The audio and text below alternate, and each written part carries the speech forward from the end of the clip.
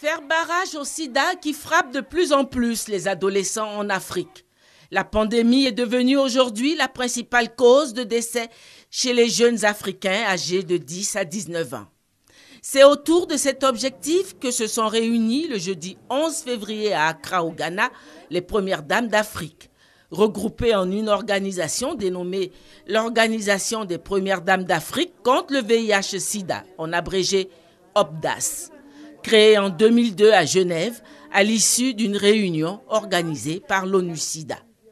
L'OPDAS compte à ce jour une quarantaine de membres et a un secrétariat permanent établi à Addis-Abeba en Éthiopie. L'OPDAS joue un rôle important pour le plaidoyer et la mobilisation des partenaires autour des programmes de lutte sur le continent. La rencontre d'Accra était la 7e conférence africaine sur la santé et les droits sexuels. Prenaient part les premières dames de la Côte d'Ivoire, du Ghana, du Tchad, d'Éthiopie, du Kenya, de la Sierra Leone, de la Guinée-Bissau. Au total, 7 premières dames qui représentaient différentes régions du continent. Au nom de leur organisation, elles ont procédé au lancement de la campagne continentale baptisée « Tous inclus », campagne destinée à lancer l'offensive contre l'épidémie du VIH chez les adolescents. La première dame du Ghana, Nana Lordina Dramani Mahama, nouvelle présidente en exercice de l'OPDAS et présidente d'honneur de la conférence, a appelé ses consoeurs premières dames à l'action. Nous devons agir très rapidement, a-t-elle souhaité.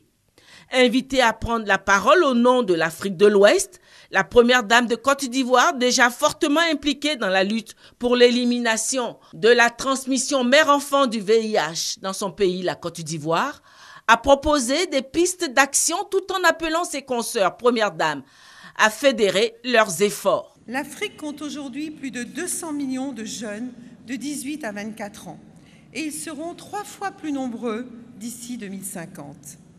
Et lorsque l'on sait que le nombre de nouvelles infections à VIH augmente chez les adolescents et chez les jeunes, alors qu'il est en régression dans les autres groupes d'âge, nous ne pouvons que nous mettre en action pour stopper la menace.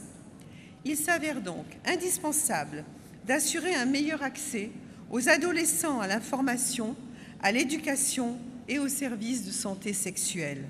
Les premières dames d'Afrique que nous sommes devons fédérer nos efforts avec l'appui des acteurs nationaux et internationaux afin de sensibiliser et de protéger notre jeunesse.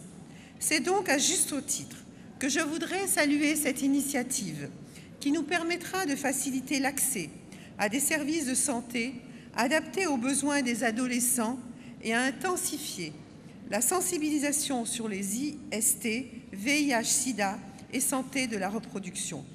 J'ai la ferme conviction qu'en conjuguant nos efforts, nous parviendrons à faire bouger les lignes et à contribuer à l'atteinte des objectifs du développement durable.